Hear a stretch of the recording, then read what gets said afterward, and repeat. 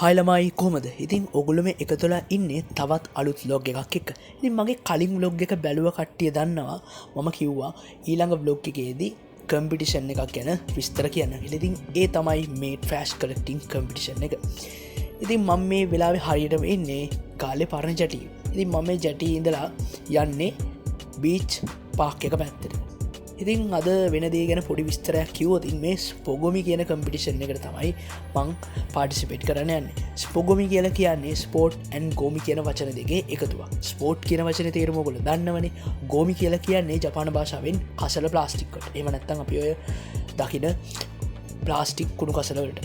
ඉතින් ඔන්න ඔය දෙක එකට එකතු වෙලා හැදිච්ච නම තමයි ස්පොගොමි කියලා කියන්නේ. ඉතින් මේක වර්ල්ඩ් වයිඩ් තියෙන ට්‍රෑෂ් කලෙක්ටිං කම්පිටිෂන්. මේක ඇතරම ඉන්ට්‍රස්ටිං වැඩක්. මොකද කුණු එකතු කරන එක තරගයක් කර වැඩක් තමයි මේ ජපානේ පටන්ගෙන මේ විදිර ලෝක වට යන්න. ඉතින් ගාල්ලෙන් තමයි ලංකාවේ මේ තියන කම්පිටිෂන් එක මුලිම පටන් ගන්න. ඉතින් දකුණු පලාතේ පැත්තෙන තෝරා ගැනීමේ තරගවලට තමයි අද මම මේ යන්න හදන්න. ඉතින් මේක සිරෝප්ලාස්ටික් මූමන්ට් එකත් එක එකතු වෙලා තමයි කරන්න. ඉතින් ගාල්ලේ පැත්තෙන වැඩ සටහන ඇත්තරම සිරෝප්ලාස්ටික් එකේ රුහුණු කැම්පස් එකෙන් ක්‍රියාත්මක වෙන ඒ කට්ටිය තමයි කරන්නේ. ඉතින් අපි ඉස්සරට ගින් බලමු මොකද වෙන්නේ කියලා.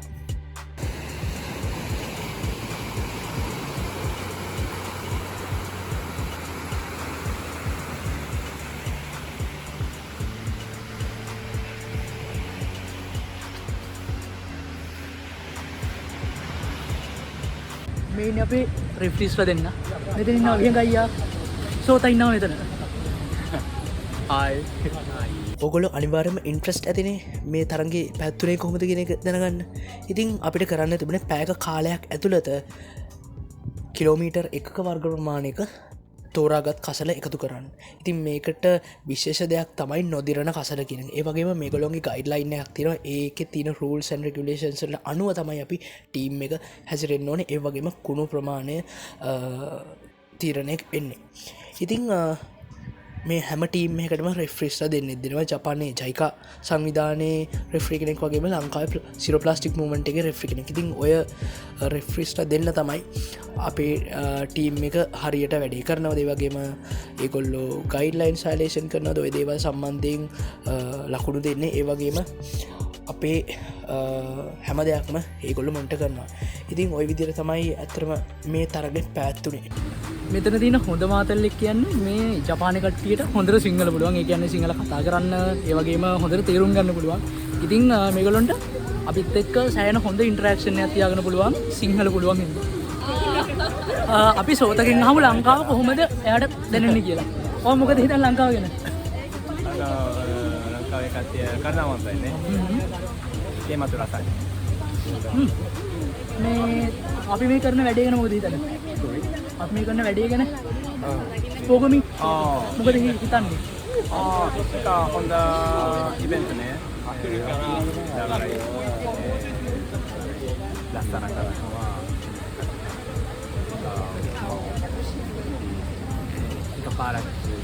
එකපාර විතර කියන්නේ ගොඩක් නැවත කරනවා. ඉතින් මේ අපේ රෙෆ්රි තමයි මේ ඉන්නේ. සෑහෙන උදව් කරා අපිට අපේ වැඩේ කරගන්නේ. වගේම මේගොල්ලෝ අපිට හොඳ සපෝට් එකක් දෙනවා වැඩේ ඉස්සරහට අරන් යන්න. ඉතින් අපි මේ කුණු ටික එකතු කරලා ඉවරයි. දැන් මේ සෙපරේට් කරලා තියෙන රෙෆ්‍රීස්ලා දැන් කරන්න තියෙන්නේ බර කිරන්න. ඉතින් තාම ටීම්ස් වලට කතා කරේ නැහැ. ඉතින් කතා කරලා පස්සේ අපිට තියෙන ගිහිල්ලා බර ටික කිරන්න. මේ කුණු වල බර කිරන්න. මෙතන මේ වෙන්නේ අපි එකතු කරගෙන ආපු කුණු වල බරමනින එක. ඒ කිව්වේ අපි කුණු එකතු කරගෙන ඇවිල්ලා අදාළ කැටගරිස් වලට අදාළව මේ කුණු සෙපරේට් කරන්න ඕනේ. ඉතින් මෙහෙම සෙපරේට් කරාට පස්සේ අදාළ කැටගරියකින් කැටගරියකට මේ බරවල් වෙනම කිරනවා. ඉතින් මෙහෙම බර මැනලා තමයි අපිට මේගොල්ලෝ පොයින්ට්ස් දෙන්නේ. ඉතින් අපිට ලකුණු හම්බ වෙන්නේ අපි එකතු කරපු කුණු වල බරවලට සහ ඒ අදාළ කැටගරිය එකෙන් කොච්චර එකතු කරාද කියන කාරණා දෙක පදනම් කරගෙන. අය මේ සිර ප්ලාස්ටික් එකට ජොයින් වෙන්න කැමති කෙනෙක්ට කොහොමද ජොයින් වෙන්න පුළුවන්? සිරෝ ප්ලාස්ටික් එකට ජොයින් වෙන්න පුළුවන් අපේ නැෂනල් මූව්මන්ට් එක තියෙනවා. හරි. ඒතකොට නැෂනල් මූව්මන්ට් එක එක්ක සම්බන්ධ වුණාට පස්සේ පුළුවන් ඕගොල්ලන්ට දැන් මේ ඇවිල්ලා තියෙනවා ඔයගොල්ලෝ ස්පොගෝමි ට්‍රෑෂ් කලෙක්ටිව් වර්ල්ඩ් කප් එකක් නේ. ඒතකොට ඒ විදිහට ඔයගොල්ලන්ට පුළුවන් අපේ මූව්මන්ට් එකේ එක අප්ඩේට් එකක් තියෙනවා නම් අපේ ඊළඟ ප්‍රොජෙක්ට් වලට ජොයින් වෙන්න. කොහොමද LinkedIn එක හරහාද මුලින්ම සම්බන්ධ වෙන කෙනෙක්ට? සිරෝ ප්ලාස්ටික් මූව්මන්ට් එක කියලා අපේ වෙන සිරෝ ප්ලාස්ටික් කියලා සර්ච් කරාම ඔයගොල්ලන්ට FB එකේ Instagram එකේ ඊට පස්සේ අපේ ඔෆිෂියල් වෙබ් පේජ් එක තියෙනවා.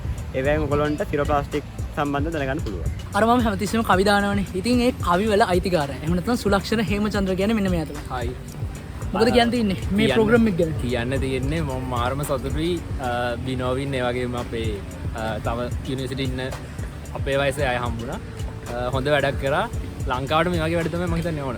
බිනෝවින් මයි නිතරම කතා කරන්නේ ලංකාව මේ විදියට ඉස්සරහට යන්න ඕන කියලා. අනිවාර්යයෙන්. ඉතින් හොඳ විදියට සිද්ධ වුණා හැමදේම. මේ නවදක්කා මොකද හිතන්නේ මේ වැඩේ ගැන? වැඩේ හොඳයි යාළුවෝ ගොඩක් හම්බුණා. තාම මොනවද කියන්නේ? ඉදිරියටත් මේ විදිහට හම්බෙමු. ජම්මා. අලුත් යාළුවෝ ගොඩක් අද හම්බුණා. ඇත්තටම හොඳ වැඩසටහනක් මේ වගේ අපි ආයෙ එකතු වෙලා මොකක් හරි හොඳ දෙයක් කරමු. අනිවාර්යයෙන්. හසියක්කේ මොකද කියන්නේ? කියලා තියෙන වැඩේ හොඳයි. අපි ගොඩක් එන්ජොයි කරා ගොඩක් යාළුවෝ හම්බුණා. ඒ වගේම ඉතින් පරිසරයත් ගොඩක් ලස්සන කරා කියලා හිතනවා.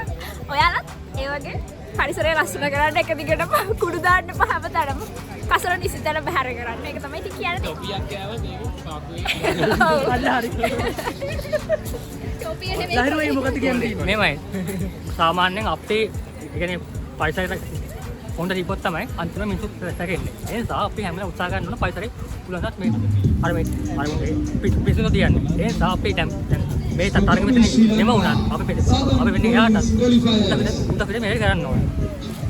ඉතින් ඔන්නොහම තමයි වැඩේ ඉවරුනේ. අපේ ටීම් එකට සිලෙක්ෂන් වලින් තේරෙන්න බැරුණාට සුලක්ෂණගේ ටීම් එක එහෙම නැත්නම් සුලාගේ ටීම් එක ෆයිනල්ස් වලට යන තේරුණා. ඉතින් ඒගොල්ලන්ට කන්ග්‍රැට්ස් කරන ගමන්ම අද vlog එක මෙතනින් ඉවර කරනවා. ඊළඟ vlog එකෙන් හම්බෙමු.